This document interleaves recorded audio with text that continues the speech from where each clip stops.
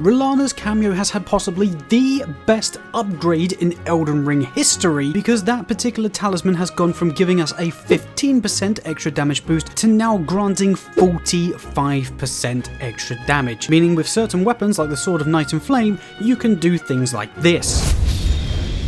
So yeah, it's safe to say that this buff is incredible, so here are my top 5 builds and weapons that can utilize Rellana's Cameo to destroy Elden Ring. Now, I am actually going to keep this really short and snappy for you guys, and I'm basically just going to show you the build and why it's good. So again, in that respect, kicking off this list at the number 5 spot, we have actually got Rellana's Twin Blades. Now, this is a weapon that we actually just recently featured on the channel, so again, I am going to slightly gloss over this one, but it's one of the weapons that was absolutely terrible to use prior to this insane update happening, because yeah, they were just lackluster and did hardly any damage, to now it is more than usable and is on a similar playing field to that of the Sword of Night and Flame. Throw in the fact that you of course mimic Rellana's moveset as well as her insane Ash of Wars, you get all kinds of style points as you just destroy your enemy's health bars within literal seconds. And of course, to mimic the damage and everything that's going on in the background right now, here are the stats for you to copy that, and as you can see, we've got 50 points into Vigor, 14 Mind, 21 Endurance, 37 Strength, 11 Dexterity, 16 Intelligence, 70 Faith, and then 10 Arcane. And again, the reason for those stats is so that you can use buffs like Golden Vow and Howl of Shibiri, but also focus more on the fire side of the Ash of War, because similar to that of the Sword of Night and Flame, when you hold your Ash of War button to go into the stance to use the Ash of War, you can then either use a light attack or a heavy attack, the light attack doing a Moon Blade-esque attack, sending a slash of magic through the air at your enemies, but if you use the heavy attack, you create that Fire Vortex, which is the most damning attack of the two and does the most damage as well as the most poise damage. So that's why I lent into that a little bit more. And again, to do the most damage, here are the talismans. And again, feel free to pause the video and jot these down, but we are going to be of course using Rellana's Cameo along with Millicent's Prosthesis and the Rotten Winged Insignia, as well as the Shard of Alexander, just to boost our overall damage output in a DPS sense as well as the Ash of War sense. And also Millicent's Prosthesis gives us a +5 to make sure we can use the weapon itself. And then finally, with this build, make sure that you run the Faith Knot tier along with the Fire Shroud and Crack tier to again get the most damage out of the fire side of this attack. And with all of that combined, you now have a reliable way to use Rellana's Twin Blade. And if you want a more in-depth guide on everything, then check out our previous video, as like I say, we discussed literally everything about the weapon there. But it's now time to move on to the weapon slash build that we've got in the number 4 spot, and that just so happens to be the Great Katana. Now, I could have chosen the Great Katana or maybe something like the Nagakiba to make use of Ashes of Wars like Unsheath, which of course most of you will know is insane, but I actually wanted to make use of the overhead stance that comes with the Great Katana naturally, because it's not overly one that I see a lot of people using, but it is actually really powerful and really fun to use. By holding your Ash of War button, you prepare the strikes above your head, and then again you've got 2 choices as to whether do a light attack where you do 1 slam down against your enemies, or a heavy attack where you do 3 in quick succession. That is what I propose that you use, because not only can you deal thousands of damage as you're seeing this weapon deal in the background, but if you actually change this weapon to an occult version by reapplying the same Ash of War to the weapon, you can then have a bleed proc of over 100, which typically means that you can proc bleed against your enemies with just 1 use of that Ash of War, but if for whatever reason they didn't bleed after that 1 use, you know it's guaranteed to happen on the next try. So throw in a bleed proc in the middle of all of this damage that we're doing, and it's very clear to see why this is such a good option to use. The other benefit as well is where this Great Katana is purely physical damage, although we are using bleed, it still does a load of damage against enemies that do not bleed. And again, to mimic this crazy damage that we're doing, here are the stats for this particular build, and as you can see, we've got 50 points into Vigor, 13 Mind, 21 Endurance, 14 Strength, 23 Dexterity, 10 Intelligence, 33 Faith, and then 70 Arcane, because, yep, like I say, we put this weapon into an occult version, so Arcane will be our best scaling stat, and that will also improve our bleed proc at the same time. We're also going to need to pair it with these talismans that you can see on the screen, and of course, Rellana's Cameo is there, and along with Rellana's Cameo, we've got the Lord of Blood's Exaltation, as well as Millicent's Prosthesis, but I also went with the Shard of Alexander. But what you can do against those enemies that don't bleed is swap out the Lord of Blood's Exaltation for something like the Rotten Wings Insignia if you've got it, or even maybe something like the Ritual Swords Talisman, because as I say, you'll be doing monstrous damage anyway, just with its base physical damage. And then to finalise this build, we can use the Stone Barb Cracktier along with the Thorny Cracktier inside our Wonder Physic, and again, where we've got 33 faith, we can rely on Golden Vow as well as Hala Shabiri to buff our damage even further. So again, I know this is another DLC weapon, but if you haven't used the Great Katana or haven't actually used the overhead stance before, I highly recommend that you do, because not only is it super fun to use, but it's also super powerful. But of course, there's 3 other weapons slash builds that I think are even more powerful than this, and to kick off the sort of top 3, if you will, we have got ourselves the Moon Veil. Now this was kind of tough because I did want to put it second, but I'll be honest, the weapon that I did put in the second place has a lot more versatility, and that's kind of what did it for me. Moon Veil was already an extremely broken weapon, and we've covered it many times on the channel, but Rellana's Cameo has now taken it to an even higher level that I didn't even think was imaginable, because with the Transient Moonlight Ash of War, again, you've got a choice of either doing a heavy attack, which will basically strike down at your enemies, sending that wave in front of you in like a downwards motion, like down the center of your screen. But if you do a light attack, that will actually curve that magic damage out sideways in a bit more of like an AoE effect, hitting enemies in your near vicinity, but again, it has like a wider arch, so it can catch multiple enemies at once. The weapon itself also has a native bleed build-up, so if you just want to attack enemies with the weapon itself, you can also get those bleed procs in. But realistically, the Ash of War is the star of the show, and to get the same damage output that you see me doing, here are the stats for this particular build. And again, we've got 50 Vigor, which is the mainstay for all builds basically, 13 Mind, 21 Endurance, 12 Strength, 40 Dexterity, 50 Intelligence, 33 Faith, and then 10 Arcane. So again, we've got 33 Faith in there for Golden Vow and Hala Shabiri, but both Dexterity and Intelligence are going to be the best scaling ratings on this weapon. Just of course,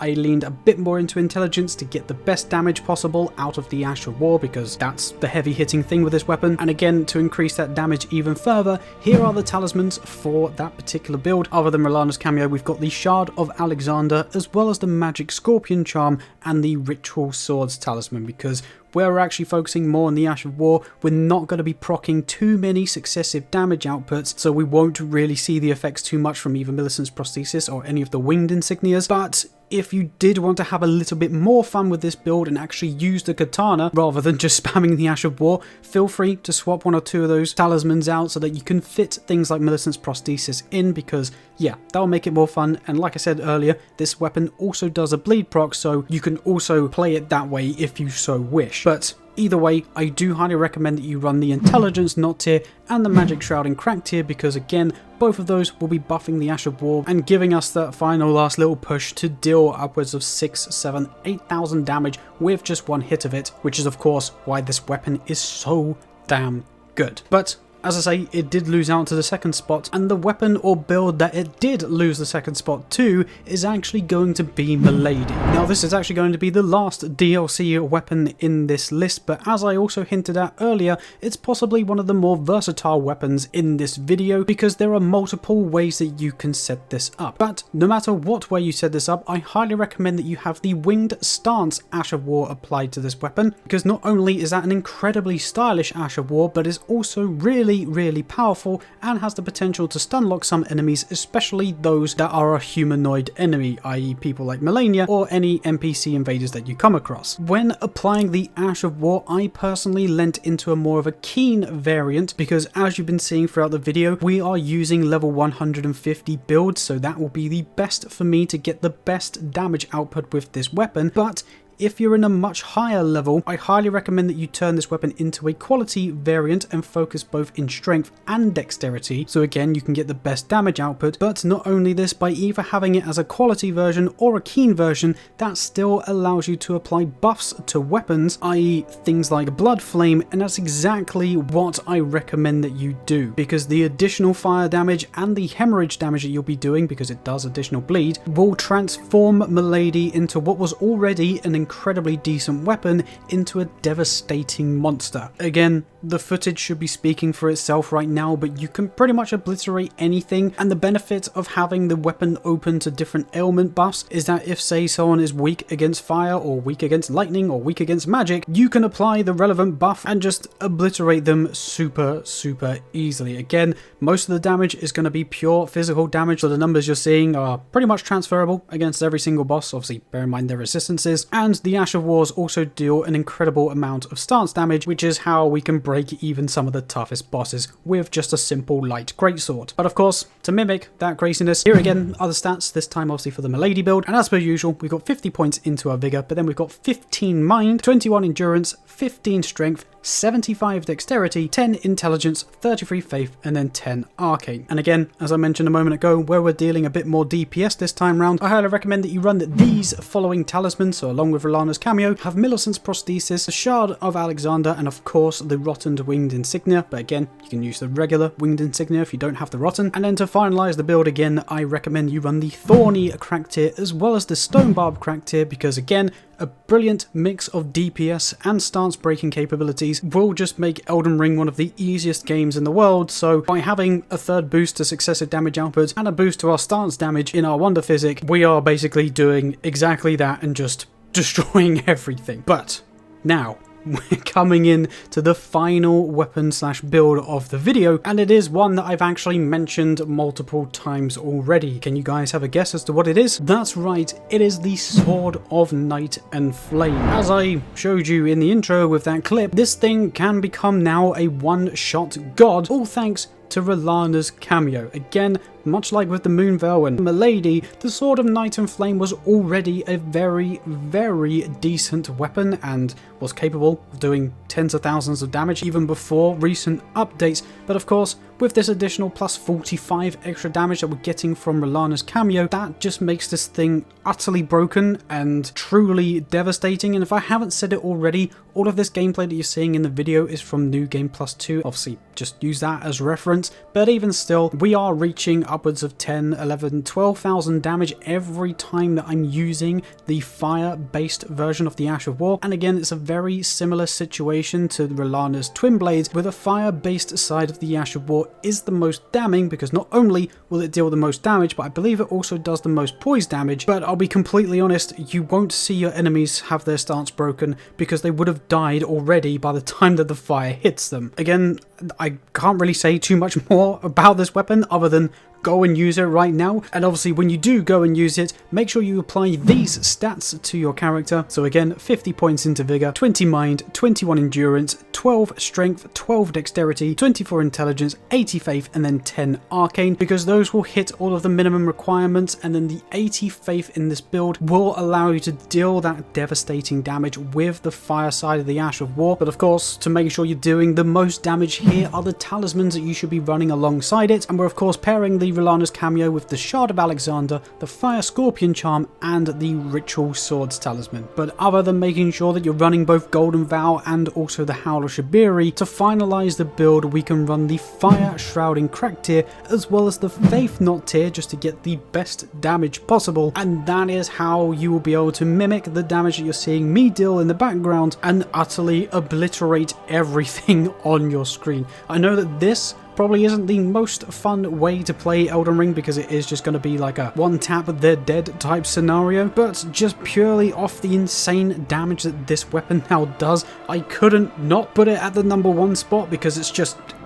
ridiculous now. And as I said earlier, if you haven't got this weapon, or if you're struggling with literally any boss in the game, go and get this weapon and you'll thank me later. And with that said, that is my sort of like top 5 Rellana Cameo builds. I'm sure I'm not going to be the first person to be making this type of video, and I'm saying this shortly after uploading my previous video, but hopefully I have still introduced you to some weapons that are new, or at least showcased them against certain boss fights just to show the true power of these weapons. But I want to hear from you guys. I know there's not really too much to choose from. I think it's literally like 7 or 8 weapons that can do a stance and therefore take the effect of Rellana's Cameo. But would you agree with this list? Would you change things like the Great Katana for something like a Nagakiba with a different Ash of War? Of course, let me know, because I'm always intrigued to hear what you you guys have to say about these. Also, if you happen to like this video, or if this has given you a whole bunch of new ideas to play the game, then definitely make sure that you hit that like button, because other than helping out the channel tremendously, that is still the quickest and easiest way to let me know that you enjoy this content and you want to see more Elden Ring builds in the future. I do now have a little bit more of an upgraded setup, so you can expect to see more streams and more videos coming out in the near future, and probably at a more rapid rate, because now it doesn't take me 10 hours to render a video. So if you're also new around here or find yourself coming back, make sure that you stay subscribed, because like I say, we're going to get busy now with content for the foreseeable future. So yeah, if you don't want to miss out on anything, make sure you hit that subscribe button and join the existing legends that are already subscribed, and hopefully, fingers crossed, we can make it to 35,000 subscribers by the end of the year. Other than that, I just wanted to say a big thank you for watching this video. Obviously, go have fun with these builds. Let me know how you get on if you do happen to use them. I hope you're doing well, and I guess I will catch you in the next video of whatever it is that we make. Bye bye.